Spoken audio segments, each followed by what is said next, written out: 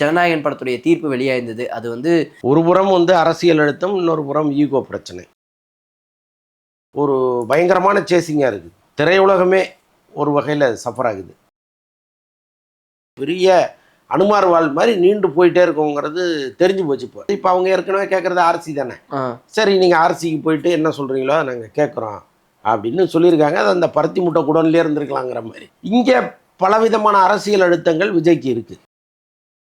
விஜய் அவர்களுடைய ஃபேன்ஸ் எல்லாரும் டிஎம்கே அவங்களுடைய சண்டை போட்டுட்டு இருந்தாங்க. சென்ட்ரல் கவர்மெண்ட்டு தான் ஆக்சுவலாக வந்து ஸ்டேட் கவர்மெண்ட் வந்து சென்சார் போர்டை கட்டுப்படுத்த முடியாது.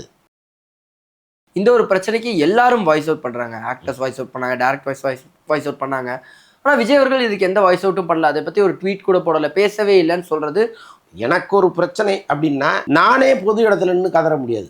அப்போ இண்டஸ்ட்ரி வந்து எல்லா அமைப்புகளும் விஜய் பின்னாடி நின்று இருக்கணும். அப்போ இவ்வளோ பெரிய கூட்டத்தை வைத்திருக்கிற ஒரு நபர் ஒரு சினிமாவுக்காக முன்னாடி வந்து ஐயோ சாமி ஐயோ சாமின்னு கதற முடியுமா?